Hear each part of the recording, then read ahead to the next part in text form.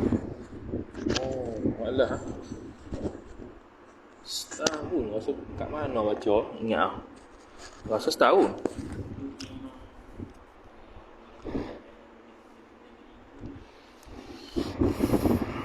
Tak pernah dengar tak negeri.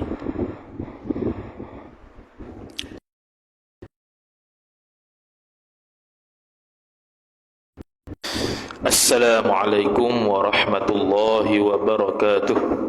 أعوذ بالله من الشيطان الرجيم بسم الله الرحمن الرحيم الحمد لله والصلاة والسلام على رسول الله وعلى آله وصحبه ومن والاه أما بعد قال المصنف رحمه الله تعالى ونفعنا الله بعلومه وبعلومكم وبعلوم مشايخنا في الدارين آمين يا رب العالمين. Kata pengarang Al-Syeikh Haji Abdul Rashid Al-Banjari rahimahullahu ta'ala, ketiga, membinasakan sesama makhluk dengan menzalimi akan makhluk, serta diperharuskan berdendam sama sekampung. Sama sekampung ni bahasa sama sekampung, sama-sama rakan, sama-sama orang Islam dalam kampung. Itulah kalau sekampung ya. Ini apa tadi? Iaitu membinasakan imam. Ya, jadi dikata menzalimi makhluk, membinasakan sesama makhluk dengan menzalimi akan makhluk. Nisbah manusianya menzalimi dari sudut maruah, menzalimi dari sudut harta dan sebagainya. Bukan takat tu saja, dia kata harus pula. Dia kata harus menzalimi manusia ataupun makhluk, ijma' ulama tak ada khilaf haram. Tiba-tiba dia kata harus. Jadi dia melanggar ijma'. Bila melanggar ijma', kufur lah. Tapi kalau zalim tersebut, okey, satu lagi, zalim yang kata zalim ni, zalim yang ijma' ulama tak ada khilaf lah. Menzalimi manusia yang ijma' ulama tak ada khilaf. Contohnya adalah membunuh manusia ke, tu tak ada khilaf haram. Tiba-tiba kata harus, habis kufur. Tapi kalau zalim tu, tapi zalim manusia ataupun zalim makhluk ni, perkataan zalim pun salah dah tu. Perkataan zalim pun manusia, apa dosa dah. Tak ada zalim ni khilaf ulama, tak ada. Zalim ni memang sepakat ulama benda yang dosa. Jadi kalau dia mengharuskan benda yang dosa, yang ijma' ulama khilaf pula dah, kufur. Keempatnya, bersalah-salahan sama Islam lebih daripada 3 hari. Apa ni salah-salah ni? Tak bertegur siapa. Tak bertegur siapa 3 hari atau 7 hari. Noktah situ ya. Okey. Bila dia kata bersalah-salahan sama Islam, yang ni tak bertegur siapa, bergaduh sama Islam lebih daripada 3 hari, tak tegur siapa, atau 7 hari. Sedangkan dalam perbahasan membinasakan iman, ini maksudnya ialah kalau dihalalkan. Dia membinasakan iman ni kalau menghalalkan benda haram, ijma' ulama tu ya. Tak kisahlah mayang ke, puasa ke apa ke, dia mengharuskan benda yang haram, ijma' ulama. Mengharamkan benda yang harus, ijma' ulama tu boleh kufur. Menghalalkan benda yang Allah tak haramkan, mengharamkan benda yang Allah halal. Kemudian kata musannif rahimahullah subhanahu wa ta'ala, lepas tu kelima, ringankan syariat Nabi. Ni memang kufur lah. Meringani, melekehkan, memaki, merendahkan. Apalah Islam ni boleh poligami? Bahaya. Poligami ni saya tak terima lah. Bahaya. Tapi kalau saya terima, cuma jangan berlaku kat saya, tu tak apa. Tu ayat-ayat ustazah tu, ustazah. Ayat-ayat ustazah Yuniza gitu saya terima poligami, tapi jangan berlaku kat saya. Macam tak ada beza. Kemudian keenamnya, tiada takut akan gugur iman seorang. Ni tak takut, aku nak kufur, lantak aku kufur lalu dah. Bahaya. Esok saya nak kufur lalu dah situ. Bukan tunggu esok, bukan tunggu esok, dia sekarang kufur dah. Dia tak takut, iman dia musnah. Ketujuhnya, menyerupai perbuatan kafir. Perbuatan kafir, nisbah ucapan, nisbah perbuatan. Dia sembah tokong. Kafir. Sebab itulah Nabi SAW sangat jaga dari mana sudut-sudut perbuatan. Dia akan jaga supaya tidak sama dengan Yahudi Nasrani.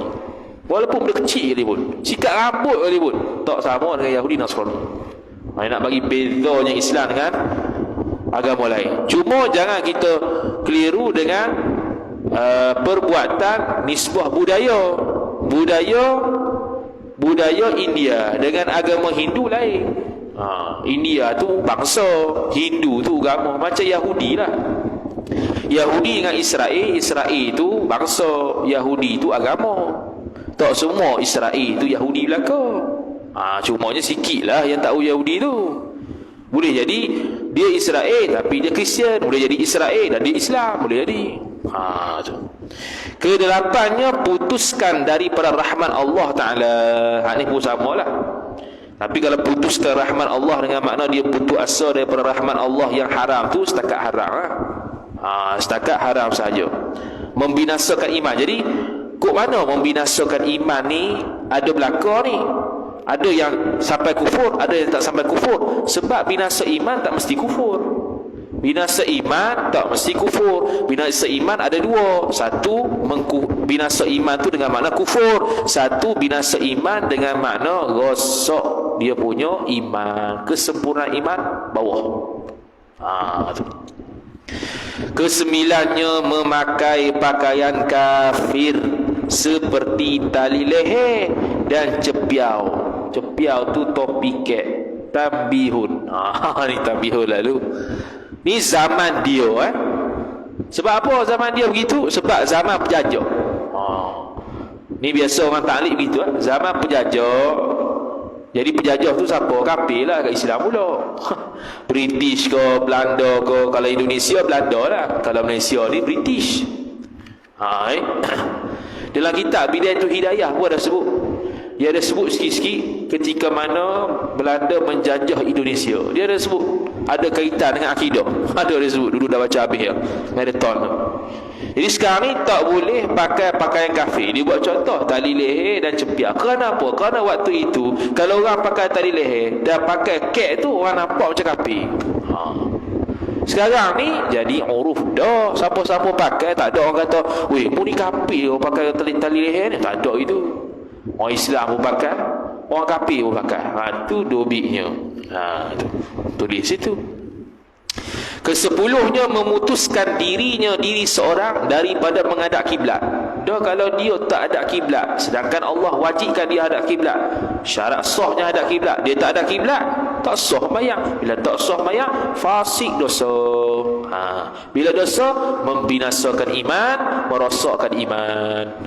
Tu. Adapun rukun Islam itu 5 perkara. Rukun Islam 5.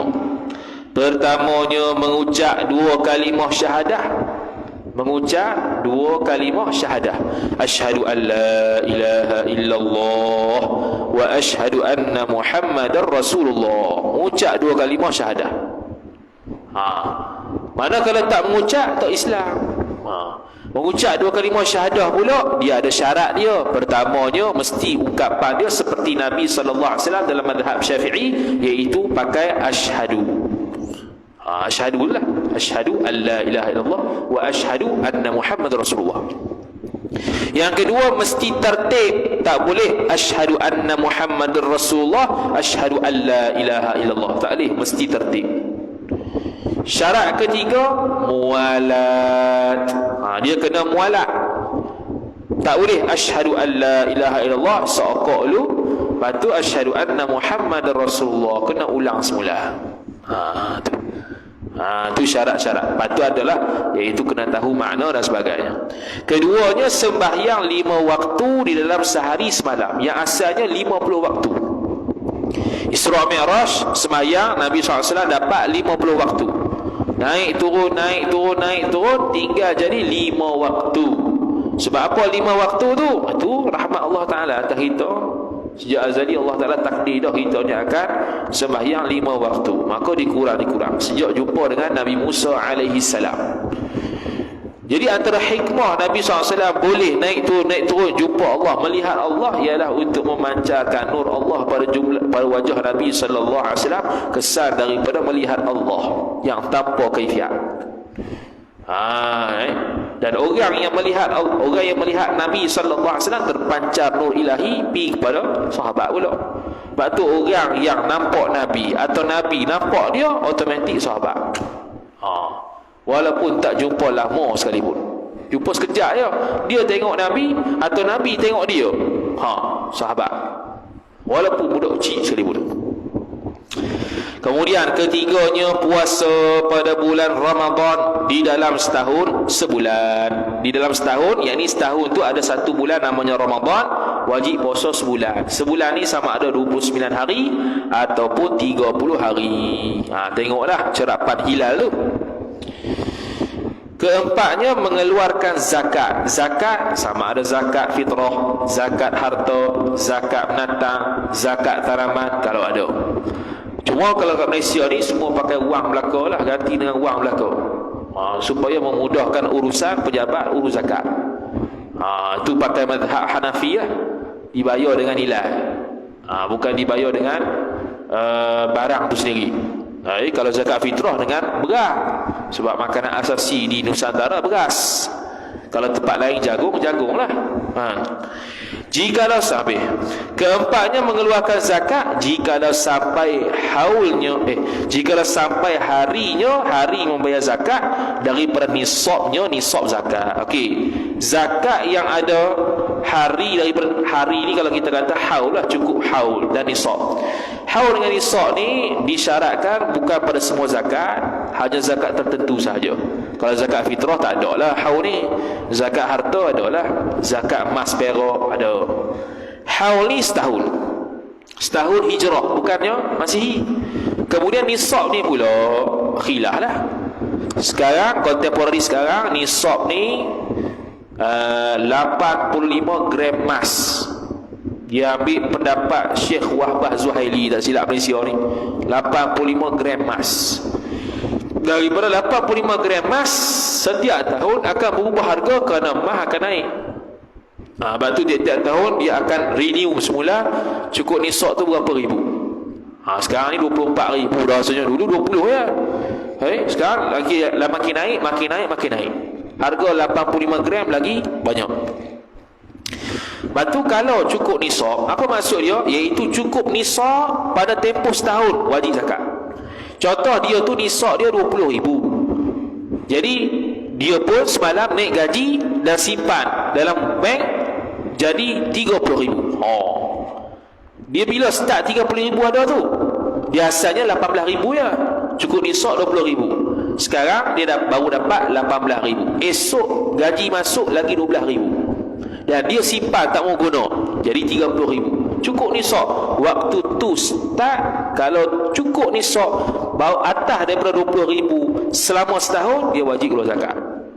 Lepas tahun berlalu, dalam keadaan nisab masih ada, baru wajib keluar zakat. Kalau keluar zakat awal boleh ke tak? Boleh, tak salah. Boleh ya. Kalau nak bayar zakat awal, aku rasa ni sampai akhir tahun ni bayar sia-sia, boleh. Kemudian kata musannif rahimahullahu ta'ala, kelimanya naik haji ke Baitullah. Ni bahasa kita dulu, naik haji. Bukan naik ke mana. Naik haji ni makna melaksanakan haji ke Baitullah, bukan ke Besul. Ke Baitillahil Haram, rumah Allah Ta'ala. Dah Allah dekat rumah tu lah. Bukan. Rumah Allah Ta'ala idhafat li tashrif. Ni kalau belajar nahwu, idhafat li tashrif. Arsyur Rahman, arash Tuhan yang bernama Rahman, idhafat li tashrif, bukan kata Allah ada di situ. Jadi Baitullah, mana bait itu mulia dengan sebab kita idhafat dengan Allah. Makkah tu mulia. Bila wajib ni? Jikalau kuasa berjalan kepadanya, kepada haji. Kalau kuasa berjalan, apa kuasa berjalan? Mampu ada kenderaan, mampu sampai dengan selamat, mampu sampai dalam keadaan ada bekalan pergi balik. Tiga tu. Sampai dengan makna berjalan, makna apa? Berjalan dengan makna sampai ada kenderaan, sampai dengan selamat, sampai dalam keadaan ada bekalan cukup baru wajib. Kalau tak ada, tak wajib kan? Kesihatan tak mengizinkan, doktor tak wajib. Kalau dia pergi pula memudaratkan, haram pula. Haji dengan umrah sama, wajib seumur hidup sekali. Mazhab Syafi'i. Mazhab lain saja haji saja wajib, umrah tak wajib. Iaitu fardu seumur hidup sekali. Nokta. Kalau dia tu mampu pergi haji, kemudian dia nak gigi tak ada gigi, menyebabkan ada keuzuran, dia tak boleh pergi dan dia mati. Dia mati, maka tak wajib qada oleh ahli waris atas pandangan asah untuk buat haji ke dia. Dia mampu, dia wajib haji. Dia nak pergi, tak boleh pergi, maka dia mati. Lepas mati, wajib ke tak harta dia tu sebelum difaraikan, dia wajib ke tak badal haji untuk dia? Tak wajib, sebab dia adamul imkan, tak mampu. Padahal wajib tapi tak mampu. Apatah lagi kalau pada asal tak mampu. Daripada asal tak mampu, memang tak wajib dah. Dan dia mati, ada harta sikit je lah, tak wajib langsung untuk qada kepada dia haji. Tu. Sama lah umrah, sama. Tu. Kemudian kata musannif rahimahullahu ta'ala, adapun syarat Islam itu 4 perkara. Syarat Islam yakni syarat kesempurnaan Islam. Tadi kesempurnaan iman, ni kesempurnaan Islam. Pertama, sabar atas hukum Allah Ta'ala. Sabar ada 3. Pertama, sabar ke atas bala. Itu yang paling besar sekali pahala. Yang kedua, sabar ke atas maksiat. Apa maksud sabar atas maksiat? Bukan tengah buat maksiat tu tengah sabar, bukan. Sabar atas maksiat makna dia tahan diri daripada maksiat dan sabar. Dan yang ketiga, sabar atas buat taat. Antara 3-3 ni, bala lagi kuat, lagi besar pahala berbanding sabar atas maksiat, berbanding sabar atas buat kebaikan. Sabar atas buat kebaikan paling mudah sekali. Sabar atas maksiat itu paling susah. Dobit situ 3 dah. Kemudian kata musannif rahimahullahu ta'ala, keduanya redha akan qada Allah Ta'ala, kesempurnaan Islam. I'tiqad qada daripada Allah wajib. Redha dengan qada dan qadar Allah, kesempurnaan Islam. Jadi kalau bukan orang i'tiqad semua daripada Allah, tapi bukan semua redha. Bukan semua dapat meredai takdir Allah yang ditetapkan ke atas dia. Tapi i'tiqad semua daripada Allah, itu wajib. Dah beza tu Ketiganya, ikhlas hati seorang, menyerahkan diri seorang kepada Allah Ta'ala. Yakni ikhlas dalam buat ibadat, serah diri, itu Islam lah. Al-Islam ni al-inqiyad, patuh, turut. Jadi dia pun ikhlas dalam patuh dan turut. Ikhlas ni kalau terjemah Melayu, suci murni hati. Suci murni, bukan cikgu murni. Suci murni, ikhlas, kosong, tak ada apa dalam hati dia melainkan Allah. Ikhlas ni ada 3 tahap. Tahap yang paling bawah sekali, ikhlas nisbah dia buat satu amalan kerana nak Allah balas dunia dia. Contoh, baca surah Waqiah supaya murah rezeki. Untuk itu je semata-mata. Ikhlas juga, ikhlas paling bawah. Yang kedua, ikhlas buat sesuatu kerana nak benda akhirat. Aku nak bayang sebab aku nak bidadari, nak jimat sungguh sikit. Contohlah. Maka itu ikhlas juga. Tahap kedua, sebab tak kaitan dengan dunia. Tahap ketiga, ikhlas memang betul lillahi ta'ala. 3 tu topik situ. Habis. Kemudian kata musannif rahimahullah subhanahu wa ta'ala, mana tadi hilang dah. Keempatnya, mengikut akan firman Allah Ta'ala dan sabda Rasul Allah Ta'ala, serta menjauhi daripada segala larangan Allah dan sabda Rasulullah. Ni dia panggil imtithalul awamiri wajtinabu nawahihi taqwa. Taqwa pula ada 3. Takwa yang paling bawah sekali takut syirik. Ni tahap takwa orang awam. Takut syirik. Jadi kalau dia mencuri, dia berzina tapi ajak untuk kufur dengan Allah, tak apa. Tu takut syirik itu. Yang keduanya, tahap kedua, takut apa dia? Takut hak ni, melaksanakan segala perintah Allah, menjauhi segala larangannya. Tu tahap nombor 2. Tahap yang ketiga, takut pada Allah, takwanya pada Allah Ta'ala ni, iaitu hati dia tak ada benda lain yang dia takut selain Allah. Hati dia, jiwa dia senantiasa ada bersama Allah Subhanahu wa Ta'ala. Itu takwa yang teratas. Itulah yang takwa yang disebutkan, yang ada pada nabi-nabi dan wali-wali Allah Subhanahu wa Ta'ala, dan orang-orang yang soleh yang darjat iman dia tinggi. Itu. Kemudian kata musannif rahimahullahu subhanahu wa ta'ala, adapun yang membinasakan Islam itu 4 perkara.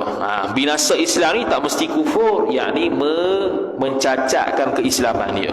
Pertama, buat sesuatu perbuatan yang tiada diketahui. Dia panggil apa? Beramal tanpa ilmu.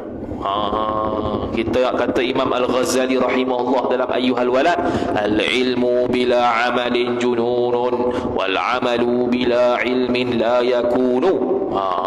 Ustaz Khairah baca habis dah Ayyuhal Walad dulu. Waktu tu baca dekat bilik aktiviti Ayyuhal Walad.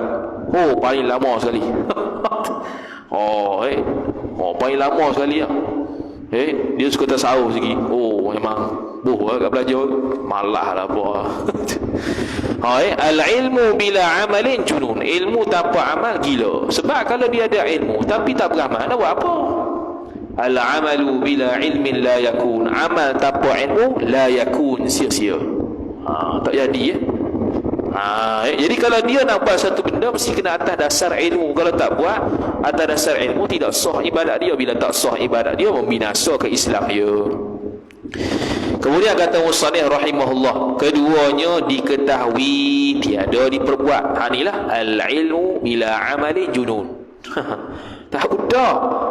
Sunat sekian-sekian tak buat juga. Tu dia panggil junun, gila. Ketiga, tiada mahu belajar kepada orang alim. Ni pun binasa juga. Sebab orang yang belajar kepada orang jahil membinasakan diri dia sendiri. Dalam kitab Aqidatun Najih sebut, siapa-siapa yang belajar ilmu akidah kepada orang yang bukan ahli, haram. Itu belajar ilmu akidah dan ilmu lain samalah. Belajar ilmu lain selain akidah kepada orang yang tidak ada kepakaran, tidak mahir dan tidak tahu tentang benda tu, dia pergi belajar, haram. Sebab membinasakan membinasakan diri dia sendiri. Dalam kitab Syarah Mahalli ala Jamil Jawami' dia sebut apa? Dalam kitab Hasyah Tarmasi pun ada. Jahil murakkab itu lahir daripada berguru dengan guru yang salah kali pertama. Jahil murakkab tu lahir, dia dah berguru dah ni, tapi jahil juga. Sebab apa? Sebab guru hak pertama dia mengaji tu tak kena. Jadi guru tu kena tahulah siapa dia tu. Jangan main belajar. Kemudian kata musannif rahimahullahu subhanahu wa ta'ala, keempatnya mencela-cela orang yang berbuat baik kepada Allah Ta'ala serta diharuskan pekerjaannya. Dia kata orang yang berbuat baik kepada Allah serta orang yang berbuat baik mencela-cela orang yang berbuat baik kepada Allah Ta'ala serta diharuskan pekerjaan mencela orang buat baik. Mencela haram. Mengharuskan pula, kalau mengharuskan benda haram tu ijma' ulama kufur. Itu ya. Jadi cela manusia haram tak? Haram. Ijma' ulama tak ada khilaf. Dia pula pergi haruskan. Binasa sini, binasa kufur. Membinasakan Islam dia sehingga perlu syahadah semula untuk menunjukkan keislaman dia. Kemudian adapun tanda Islam itu 4 perkara. Alamat dia tu orang Islam. Pertama, merendahkan diri. Ni tasawuf lah sikit je. Tawaduk lawan pada al-kibr. Takabur ada dua. Pertama, takabur ialah memandang rendah pada orang lain. Yang kedua, takabur dengan makna dia berasa diri dia betul, tak tahu teguran orang lain. Tu dua-dua ni takabur. Orang tegur silap bayang tu. Tu dah aku belajar dah. Sudah. Tapi kalau dia tegur tu memang silap sungguh, memang silap. Kita lah kena buktikan kenapa dia silap. Kena terima teguran orang, walaupun orang tu muda daripada kita sekalipun, walaupun budak kecil, walaupun orang gila. Suci. Kedua, suci lidah seorang daripada dusta. Suci lidah daripada dusta. Dah, selain dusta sama juga, yakni sucikan lidah daripada perkara-perkara dari sudut perkataan yang tidak elok. Dusta, mengumpat, mencela, menghina, mengadu domba, tu semua lidah lah kau. Lepas tu lidah ni sibuk dengan baca ilmu, baca Quran, zikir dan sebagainya. Ketiganya, suci badan seorang daripada loba dan tamak. Loba dengan tamak tu ataf muradif, sama makna. Loba tu bahasa Melayu, tamak tu bahasa Arab. Suci badannya daripada loba. Sebab apa? Kalau loba, kalau tamak, dia akan ambil benda-benda haram. Dia terlalu nak sangat benda tu sehingga akan mengambil jalan yang haram untuk mendapatkan dia. Tu. Keempatnya, suci perut seorang daripada makan yang haram, yakni dan syubhat. Sama juga, haram dan syubhat. Haram itu jelas, halal itu jelas. Antara keduanya mutasyabihat, ataupun riwayat lain mustabihat. Mutasyabihat, tak tahu ni halal ke haram lah. 3. Itu untuk jaga perut. Contoh lagi mana-mana, tengok semacam yang ni babi ke anjing, ni babi ke ayam, tak payah makan. Pergi makan dulu. Nampak macam ayam tak ayam, nak babi tak babi, makanlah. Tu. Ada pun rukun, habis, selesai je tu, habis dah. Ni nak masuk pekoh sikit. Jadi kita akan syarah ikut Busyral Karim lah. Kita akan syarah ikut Busyral Karim ya. Bukan ikut perkataan nafsu sendiri ya. Kita dah garis dah. Sebelum mari kelas ni kita tolong dulu lah. Sakit juga tolong.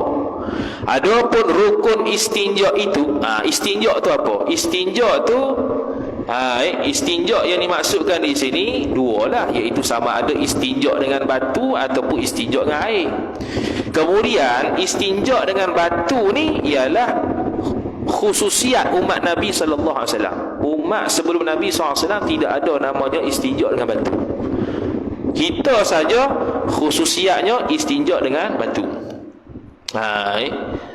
Istinja ni maknanya putuh lah. Kalau dalam bahasa Arab dia akan sebut najautu syajarata. Najautu makna qata'tuha, aku memotong pokok tersebut. Potong. Istinja ni kita potong apa? Potong daripada najis kepada suci. Gitu. Kemudiannya, jadi istinja ni dia menghilangkan sesuatu yang keluar daripada farah. Itu istinja, menghilangkan sesuatu yang keluar daripada farah. Sama ada sesuatu itu darah ke, dia panggil darah ni benda nadir, benda yang jarang berlaku, tapi yang selalu keluarnya kecil begok lah. Wajib istinja ini tak wajib secara segera. Memang wajib istinja, tapi tak wajib secara segera. Bila wajib segera istinja? Ada beberapa. Pertamanya, wajib segera istinja kalau takut kita berlumur dengan najis. Kerana dalam kitab Hasyiah Al-Bijirmi sebut at-tadammuhu bin najasati haram. Berlumuran dengan najis itu haram. Jadi kalau saja kalau kita berak, kita pun sentuh tahi ramai, haram. Tak ada keperluan. Antara benda yang wajib istinja lagi dengan segera ialah kalaulah dia tahu kata nanti waktu sembahyang tak ada air. Sekarang ada air sebelum waktu sembahyang, nanti waktu sembahyang tak ada air, maka wajib istinja dengan segera. Tu. Antara lagi wajib istinja dengan segera ialah ketika mana? Ketika nak sembahyang. Ketika nak sembahyang, bila masuk waktu nak sembahyang ni, sebelum sembahyang istinja dulu. Mana boleh terus sembahyang. Tu. Habis. Kemudian kata musannif rahimahullah subhanahu wa ta'ala, dia kata istinja itu seperti tahi. Seperti tahi atau kemih. Kemih itu kecil, bahasa Banjar. Seperti tahi ataupun kemih. Dia khususkan terus. Jadi kita kena umum lah. Seperti tahi ataupun kemih ni dengan makna setiap benda yang basah. Setiap benda yang keluar tu yang basah, yang mulawwath, yang mengotori, dia panggil, yang dilumuri dengan najis. Tu daripada farah dengan dubu. Keluar sesuatu yang basah, yang berlumuran, yang melumuri farah dan dubur dia. Walaupun benda tu benda yang ganjil sekalipun, benda yang tak biasa seperti darah. Jadi tak mestilah tahi ataupun kemih, tak mesti. Tu. Keempatnya, yang diistinja itu seperti di dalam kubur atau dubur. Di dalam dengan makna pada kubur dan dubur, bukan dalam sungguh. Dalam tak wajib. Tengok kita perhatikan perhalusi barat. Di dalam bukan di dalam, di ataupun pada farah atau dubur. Di dalam dengan makna pada kubur atau dubur. Sebab dalam tak wajib, dalam tu batin. Kalau farah pula, farah ni kalau farah wanita dia ada 3 bahagian. Pertama, bahagian yang wajib istinja, iaitu di zahir farah. Bila seorang tu duduk, zahir farah tu wajib istinja kalau ada najis. Yang keduanya di batin farah. Di batin farah terbahagi 2. Sampai zakat dengan tak sampai zakat. Sampai zakat dengan tak sampai zakat, tak wajib basuh dah. Bahagian dalam tu yang sampai zakat atau tu tak sampai zakat, tak wajib basuh. Sebab dia batin. Macam mana tahu sampai zakat tak sampai zakat? Ghalib. Dan kalau zakat itu panjang sampai ke Selangor, itu luar biasa. Adapun fardu istinja itu 3 perkara. Pertama, menghilangkan najis. Itu biasalah. Menghilangkan najis ni lagu mana? Iaitu menghilangkan bau, rasa, warna. Itu. Menghilangkan najis maksudnya ialah bau, rasa, warna hilang. Okey. Keduanya, menghilangkan baunya. Okey, maksudnya ginilah. Menghilangkan najis, yakni ain najis. Diri najis tu diri. Sebab najis ni ada 2. Najis hukmi, najis aini. Aini ni mana? Batang jirim najis tu ada lagi. Jiring, tokoh tu ada lagi. Najis hukmi pula, 3 sifat hilang. Bau, rasa, warna hilang belaka. Najis pun tak ada jirim dia. Maka dia panggil hukmi kalau tak basuh lagi. Okey. Kedua, menghilangkan baunya, bau najis. Okeylah, selesai. Ketiga, menghilangkan rasanya, rasa najis. Rasa ni bukannya kita pilih kecak dengan lidah sungguh. Zat saja sekira-kira ni ada lagi, lihat-lihat ada lagi. Rasa tu. Bukannya pergi jilat dah, lali habis cerita ke apa tu. Tu menghilangkan rasanya. Rasa ni mana? Kesan-kesan zat najis tu, rasa. Kalaulah dia tu basuh dah 3 kali, tiba-tiba warna tak hilang. Warna dia tak sebut sini dia sambung satu lagi warna. Warna kena hilang tu. Jadi kalau warna tu dia dah basuh dah 3 kali, masih ada kesan warna, dimaafkan.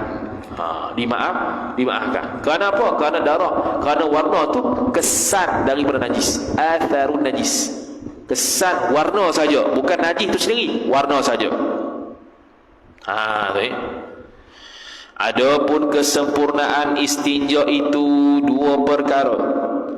Pertama, suci. Apa suci? Suci kubul dan dubur. Sempurna lah. Tapi sempurna suci kubur dan dubur ni, hak ni wajib. Hak ni wajib ni. Kalau tak bersih, tak habis lagi tak sempurna istinja tu. Bila sembahyang tak sah lagi. Cuma gini, bila guna air, dia ada 2 najis. Atharun najis, ainun najis. Ainun najis, tahi sebutir tu. Atharun najis, kesan-kesan dia tu. Ada kuku-kuku sikit tu. Kesan tu. Kalau contoh buat eksperimen. Balik ni kalau berak, kita tak basuh. Bukan tak basuh. Tak basuh, kita ambil tisu calik. Ada kesar tak kat tisu tu? Ada kesar. Tu dia panggil ainun najis hitam lah tu. Yang masih berbaki di apa nama tu, di kubur, di dubur gitu.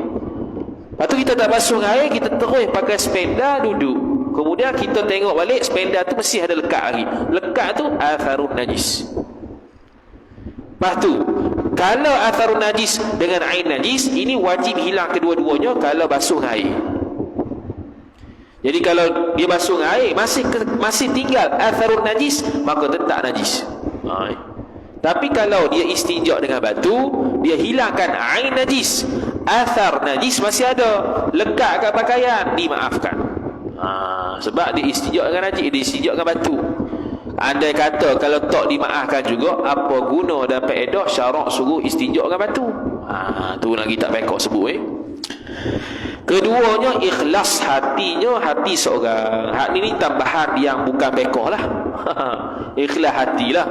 Siapa yang tak ikhlas kalau basuh ungkok sendiri tu. Tu Cuma nak katanya, dia tak perlu niat. Istinja adalah salah satu ibadat yang tak perlu niat. Ibadat jugalah kita kata sebab suruhan syarak.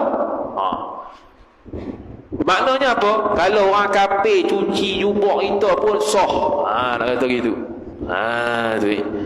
Dan sunat kemudian daripada istinja itu mengucap doa ini. Doa apa? Allahumma tahhir qalbi minan nifaq wa hassin farji minal fawahish. Doa ni biasa bacalah. Ataupun sebelum itu, ghufranaka. Ghufranaka, Nabi SAW sebut ghufranaka, minta ampun pada Tuhan, kerana waktu dalam tandas tak boleh sebut nama Tuhan.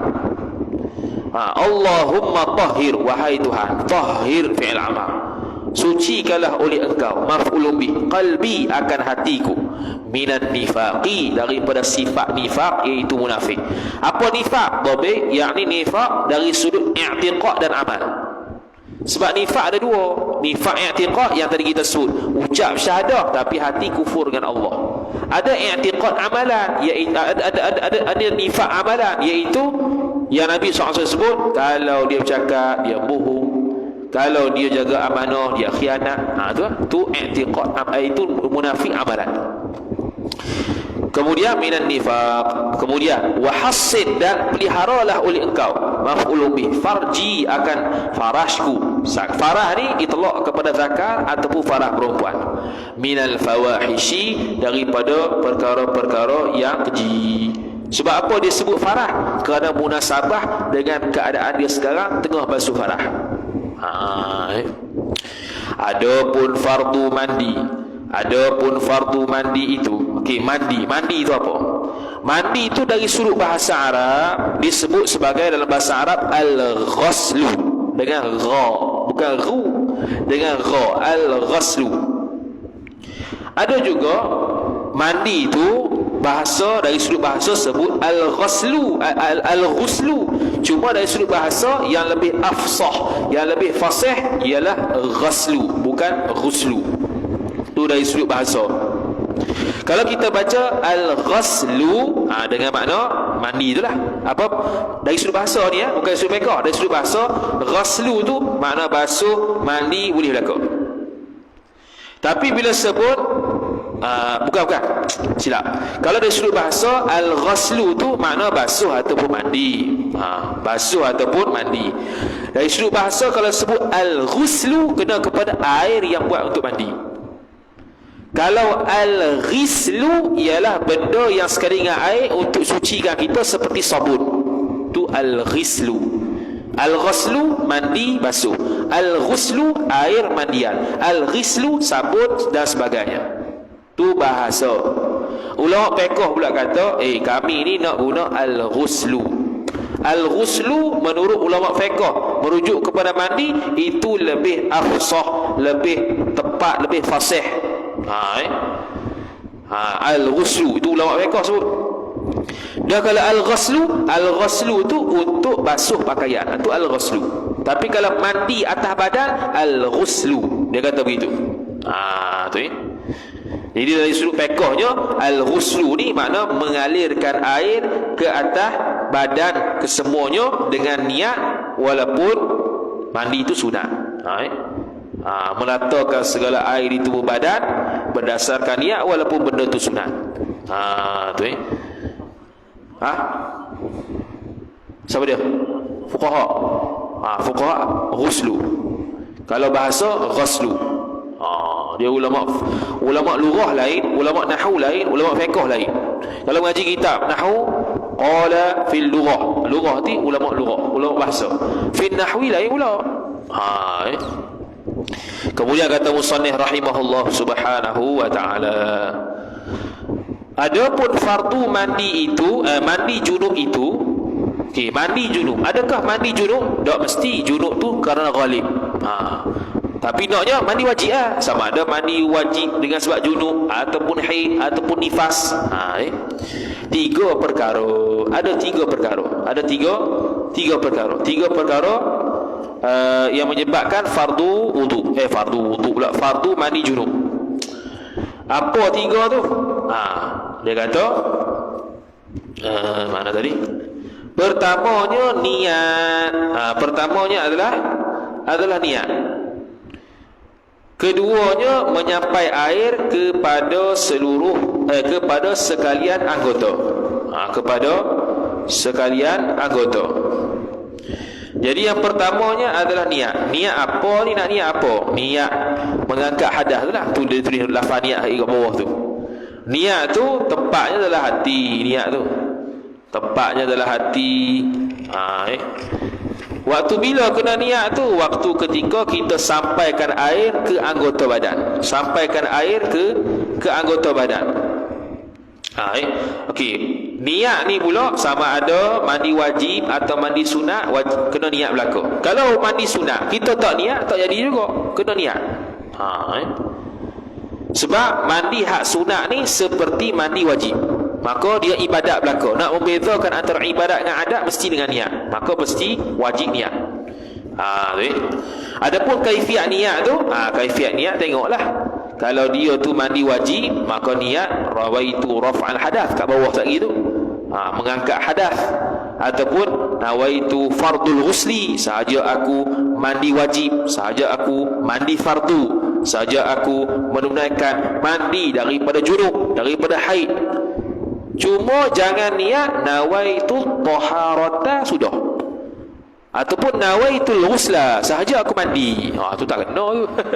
Sahaja aku mandi tak dapat membezakan antara mandi adat dengan mandi biasa, dengan mandi ibadat. Begitu juga jangan nawaitu taharata saja. Kalau nawaitu taharata anil hadath, sahaja aku bersuci daripada hadath, itu tak apa. Tapi kalau sahaja aku bersuci, itu umum sangat. Bersuci apa ni? Adat pun bersuci juga, ibadat pun bersuci juga. Jadi tak umum. Jadi terlalu umum, tidak khusus. Maka tidak sah untuk dia angkat mandi hadas kecil ataupun besar. Mandi hadas besar ataupun mandi sunat. Meratakan air, menyampaikan air kepada sekalian anggota tubuh ketika menanggalkan ada tiga tu. Kedua, menyampaikan air kepada sekalian anggota, iaitu sama ada kulit ataupun bulu. Ketiganya, menanggalkan najis pada zahir badan. Menanggalkan najis pada zahir badan. Jadi kita wajib untuk meratakan air seluruh badan, hatta termasuk kuku, termasuk bulu, zahir ataupun batin. Zahir ataupun batin. Contoh kalau bulu tebal, dia ada zahir, ada batin. Zahirnya yang di luar tu dah, yang dalam tu batin. Kalau buat mandi wajib sampai air. Kalau wuduk saja wajib zahir. Hak yang batin tu sunat selat. Tapi kalau mandi wajib selat. Begitulah celah-celah telinga, celah-celah telinga ataupun hidung yang telah dipotong, nampak zahir hidung tu, itu pun wajib. Setiap benda yang zahir wajib basuh zahir dan batin. Dan dibasuh kat farah, dekat zakat, celah-celah zakat tu. Zakat tu dia ada bahagian hasyapah dengan batang. Antara hasyapah dengan batang celah-celah tu. Jadi jangan tak kira pula tu. Celah-celah tu kena buka sikit, daki apa tu. Kena bersih situ. Orang yang tak sunat lagi, ada kulfah, wajib sampai ke air ke dalam kulfah tu. Kalau orang yang tak ni lagi, apa nama tu, tak sunat lagi. Tapi kalau batin mulut, batin hidung, batin mulut, batin farah, semua segala yang berkaitan dengan batin tak wajib. Batin mata pun tak wajib. Walaupun batin mata ni ada bulu sekalipun tak wajib. Sebab dia berada di atas mata. Atas mata ni bukan batas ni, atas dalam ni. Dia menjulur, dia punya bulu dekat mata ni sampai selangor, tak wajib. Tu. Habis. Kemudian kata musannif rahimahullah taala, lafaz niat. Okey, menanggalkan najis pada zahir badan ni najis aini. Kalau najis hukmi tak ada apalah. Ni najis aini. Najis aini khilaf Imam Rafi'i dengan Imam Nawawi. Kalau ke atas badan ni ada najis aini, Imam Nawawi kata tak syarat hapuskan najis aini terlebih dahulu, sebab sehari dia akan sapu dengan air. Imam Rafi'i syaratkan kena hilangkan najis dulu baru mandi. Zahir ibarat kita ni ikut Imam Rafi'i lah. Kalau dimaksudkan ialah najis aini. Adapun najis hukmi itu tak ada apalah. Najis hukmi ni memang hilang dah air najis. Lafaz niat mandi junub. Junub yakni sama ada haid, nifas, junub secara umum lah.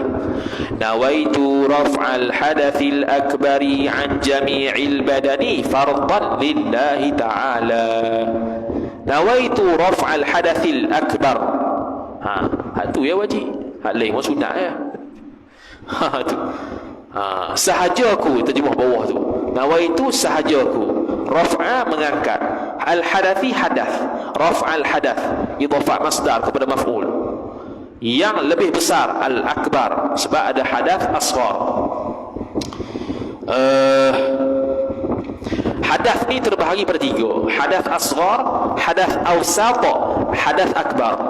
Hadath asghar kecil berok, hadath awsat junub, keluar mani, jima'.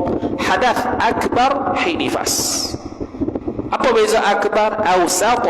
Akbar tu dengan asghar dari sudut beza larangan dia, asghar lebih sikit, akbar paling banyak, awsat tengah-tengah. Tu setengah ulama dia bagi tiga, setengah ulama dua ya. Kemudian kata musannif, jami'an jami'il badani, daripada sekalian badan. An jami'i jar majrur, al badani mudhaf ilaih. Fardan, fardu lillahi ta'ala, kerana Allah subhanahu wa ta'ala. Itu sunat belakalah. Maka lafaz niat yang tersebut itu dipakai bagi orang yang wiladah. Wiladah apa dia? Arti wiladah orang mandi menutup beranak. Bahasa dia. Apa menutup beranak? Selepas beranak mandi. Yakni kalau tak nifas. Tulis itu. Kalau nifas tak wajib mandi. Dalam kitab kita baca dulu, kitab apa ingat tu? Syekh Zainuddin As-Sumbawi, kitab fiqh dia. Bukan kitab akidah, kitab akidah dia Sirajul Huda. Kitab akidah dia, kita buat maraton, kitab fiqh dia. Kita buat maraton dah itu khatam dah. Dia kata apa? Kalau seorang perempuan mengandung dijima' oleh suami dia, okey, hadah dah. Bila jima' suami pula, lepas jima' tu beranak anak. Tu. Okey, hadah kedua, wiladah. Lepas beranak anak, nifas pula 60 hari. Lepas nifas pula 60 hari, berhenti 1 saat, keluar darah, haid pula. Lepas habis haid baru wajib mandi. Jadi ada 4 hadas. Tak wajib mandi setiap hadas ni, pada setiap kali lepas habis hadas tu, tapi kena habiskan hadas yang terakhir. Lepas tu mandi kena 4 kali ke? Mandi sekali saja. Tu Jadi ada orang mengajar kata lepas beranak wajib mandi walaupun keluar nifas. Tak betul. Dan orang nifas ataf kepada orang wiladah. Ni bukan untuk junub saja, bahkan boleh untuk orang nifas dan orang haid. Okey, nifas dan haid wajib mandi. Dan kitab Hasyiah I'anatul Talibin dia kata ada kekeliruan kepada penuntut ilmu bila faham wajib mandi pada haid dan nifas. Syekh Abu Bakar Syattar rahimahullah ta'ala sebut, nifas dan haid itu bila mari dah ada kewajipan mandi wajib. Dah ada kewajipan mandi wajib. Cuma kalau dia mandi ketika itu haram. Syarat sah mandi wajib selepas suci. Syarat mesti segera mandi wajib ketika nak sembahyang, nak tawaf dan sebagainya. Tiga ni. Bukan makna kalau putus darah haid baru wajib dah. Wajib sudah berlaku ketika haid datang. Wajib sudah berlaku ketika nifas datang. Cuma haram mandi lagi, kena tunggu suci. Tu kata kita Asy-Syaikh, dia membetulkan kekeliruan orang. Dan junub, junub ni sama ada keluar air mani ataupun bersetubuh tanpa keluar air mani, juga wajib mandi. Okey, yang kalau bersetubuh tanpa keluar air mani pula, bersetubuh masuk qadar hasyafah. Kalau setengah tak wajib mandi lagi. Masuk semua, tenggelam semua, walaupun tak tenggelam batang, wajib mandi. Tu Adapun yang mewajibkan mandi itu 6 perkara. Perkara-perkara yang mewajibkan mandi, mujibatul ghusl. Yang pertamanya keluar mani dirinya, diri seorang. Keluar air mani diri sendiri. Keluar air mani diri sendiri. Keluar air mani yakni keluar tu sehingga zahir ke hasyafah. Keluar. Sama ada dia tu sengaja ke, tak sengaja ke, keluar saja, penyakit ke, keluar saja, wajib mandi. Jadi ada satu penyakit namanya salasul mani wal a'yadu billah. Sokmo tu bi air mani, maka hak tu wajib mandi tiap-tiap sembahyang fardu. Tu kalau lelaki. Kalau untuk perempuan pula, dia keluar air mani tu diiktibar wajib mandi tu bila mana keluar daripada farah. Mancuk luar farah, barulah dikira wajib mandi. Kalau dalam farah saja tak wajib mandi, sebab tak kira keluar. Mani diri sendiri, yakni walaupun zon sekalipun. Walaupun dia zon, ni mani aku ni, sebab dia tidur dengan kawan dia sebelah 3 orang. 3 orang daripada 4 orang tu keluar air mani belaka. Aku ni keluar nampak macam ya dah ni sebab ni kain aku. Wajib dia ada zat. Begitu juga kalau dia setubuh dengan isteri dia. Dia setubuh dengan isteri dia. Puah setubuh, keluarlah air mani laki-laki dengan air mani perempuan. Lepas dia mandi, perempuan tu tengok keluar lagi air mani. Air mani ni hak tadi aku jimak dengan suami aku ni, keluar lagi, wajib mandi pula sekali lagi.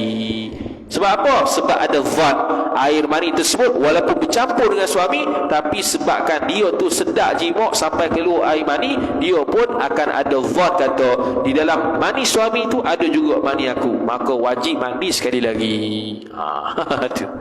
Tu dalam mazhab Syafi'i lah.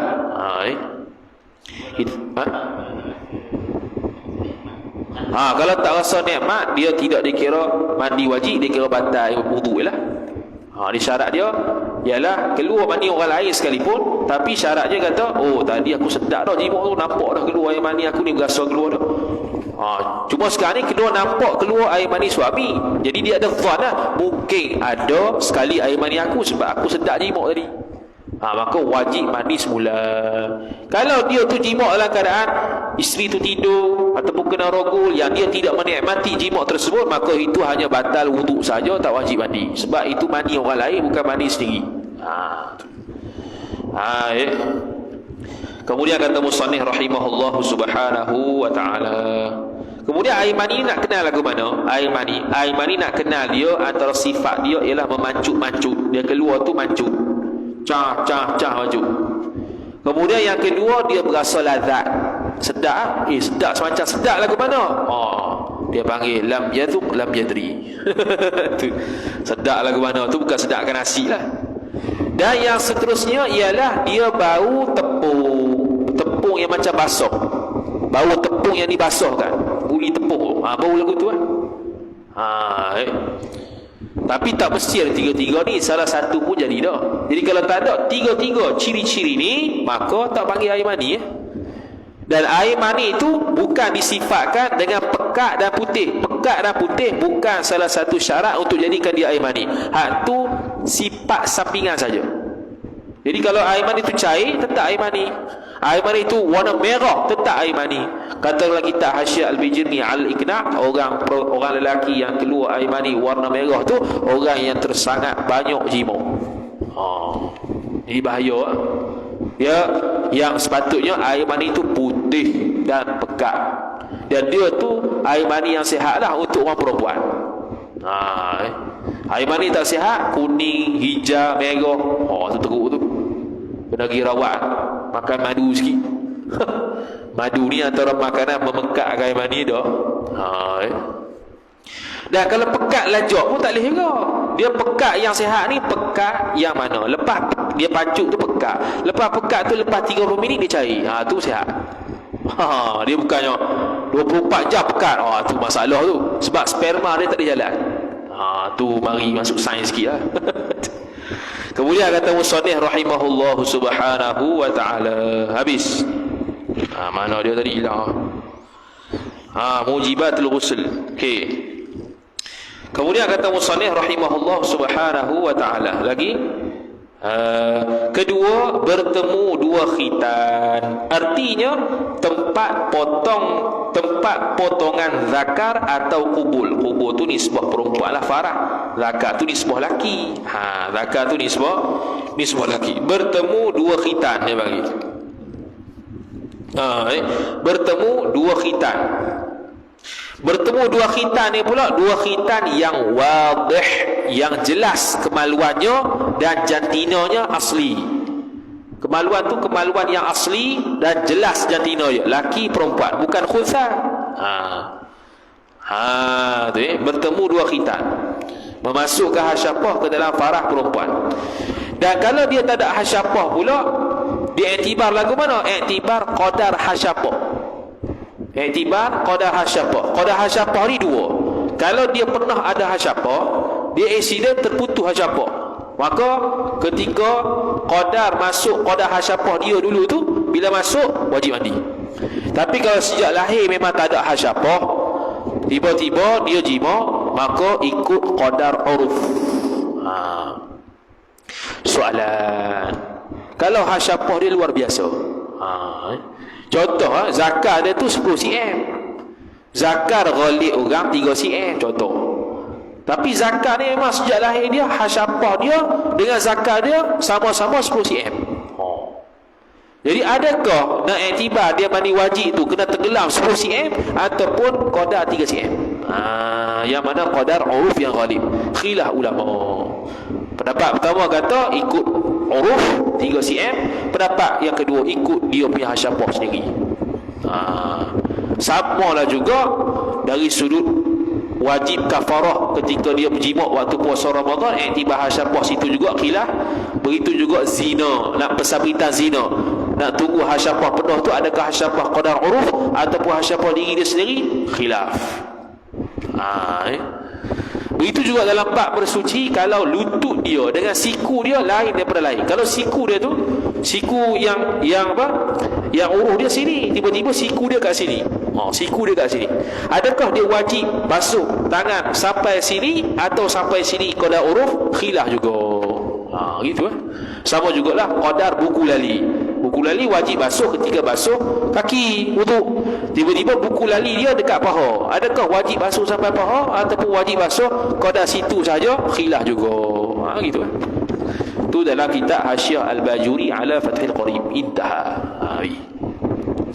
Kemudian kata musannif rahimahullah subhanahu wa ta'ala, atau kubul, ketika orang mati yang mana ni? Ketiga.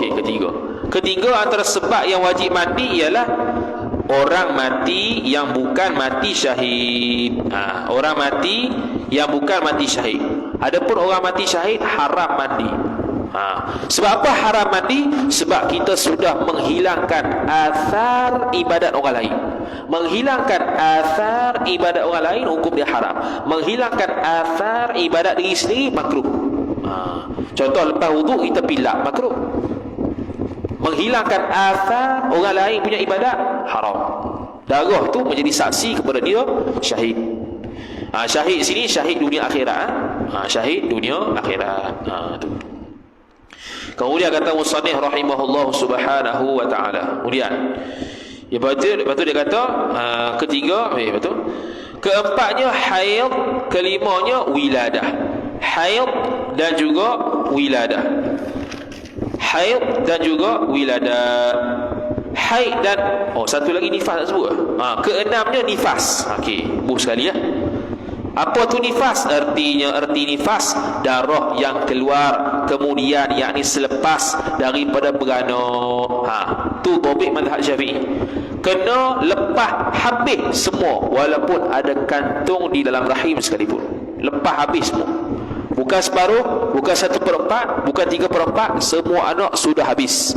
Sama ada anak kembar 1, 2, 3, 100 sekalipun, kali ke 100 keluar anak tu, baru darah keluar pada tu nifas. Kalau dia anak kembar, lepas anak pertama, anak kedua seminggu akan datang baru keluar darah itu haid. Tu kita bahas dalam izalatul iltibas. Keluar darah lepas beranak 40 hari atau 60 hari. Yakni 40 hari atau 60 hari itu bukan murad. Bukan murad maksud dia bukan mesti 40 atau 60, bahkan satu lahzah sekalipun nifas. Kerana sekurang-kurang lahzah, satu lahzah sebanyak-banyak nifas 60 hari 60 malam. Okey.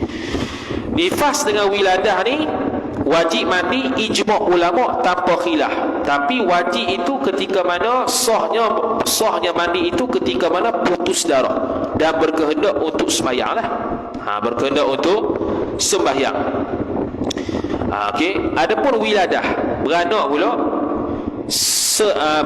beranak anak walaupun anak tersebut alaqah atau mudghah sekalipun, keguguran. Dia keguguran ada alaqah, segumpal darah. Keguguran ada mudghah, segumpal daging. Segumpal darah, segumpal daging ini sudah dipastikan oleh tok bidan ataupun doktor kata kalau dibiar lama ini akan jadi manusia. Maka darah yang keluar selepas tu nifas. Dan kalau dia tu beranak anaknya sempurna, tak ada basah, kering belaka, juga keluar selepas tu nifas, keluar darah selepas tu dia panggil nifas. Sebab apa nifas ni wajib mandi? Sebab apa?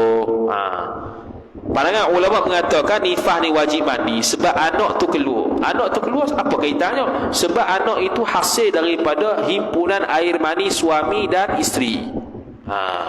Maka keluarlah anak tu anak, maka wajib mandi.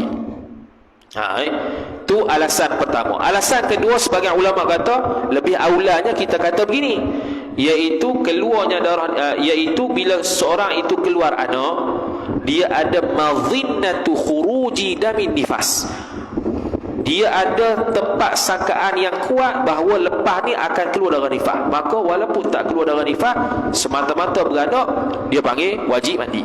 Kerana ada madhinnatu khuruji damin nifasi, tempat zat kata akan keluar darah nifas selepas beranak. Maka semata-mata keluar anak walaupun tidak keluar nifas selepas tu wajib mandi. Tu dua alasan kenapa diwajibkan mandi kepada orang yang selepas beranak. Kemudian kata musannif rahimahullah subhanahu wa ta'ala, adapun yang haram pada orang junub itu 5 perkara. Yang haram ke atas orang junub 5 perkara.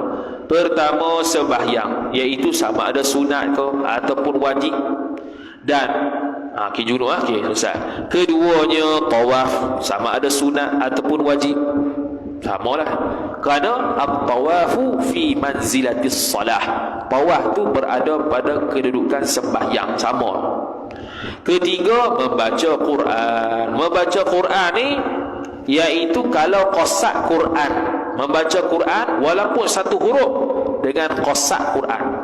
Orang yang tidak berhadas, orang yang tidak berjunub, bila baca Quran walaupun tidak qasak Quran, dia akan jadi Quran. Tapi kalau orang yang berhadas, kalau dia nak baca Quran, dia mesti qasak. Kalau qasak Quran, haram. Kalau qasak zikir, tidak haram. Kalau tidak qasad apa-apa, dia panggil itlaq, tak haram. Jadi yang kata haram ni bila qasak Quran sahaja. Dia berlafaz, dia qasak Quran, maka hukum dia haram. Adapun dia baca Quran tapi dengan dalam hati, tu tak ada apa. Ataupun hamas, keluar angin-angin saja, tidak berlafaz pun tak ada masalah. Tu. Jadi dalam kitab Hasyiah Ali Syukur Al-Malisi sebut, walaupun dia baca Quran, satu Quran tapi niat zikir, boleh bagi orang junub. Apatah lagi haid nifas, sama. Keempatnya menjabat Quran. Menjabat ni sentuh Quran, hukum dia haram. Menanggung Quran juga haram. Kalau pegang tafsir Quran, kalau pegang bahagian ayat Quran, haram. Bahagian tafsir tak haram. Kalau tanggung pula, kalau tafsir tu lebih banyak, tak haram. Kalau Al-Quran lebih banyak, haram. Begitu. Kelimanya, masuk ke dalam masjid berulang-ulang. Berulang-ulang maksud dia ialah masuk pintu A, duduk menetap dalam masjid, satu. Ataupun berulang masuk pintu A, keluar pintu A, pun sama, dia panggil berulang-ulang. Berulang-ulang pada makna al-mukthu, pada makna duduk tetap. Dia masuk pintu A, keluar pintu A juga, dia seolah-olah al-mukthu, tetap dalam masjid. Tapi kalau sekadar lalu daripada pintu A kepada pintu B dengan syarat dia tidak takut jatuh haid dia, maka tidak haram, makruh saja. Makruh saja. Adapun syarat mandi junub, wallahu a'lam. Rehat sebentar 5 minit. Sallallahu ala sayyidina Muhammad wa ala alihi wa sahbihi wa baraka wa sallam. Wallahu a'lam.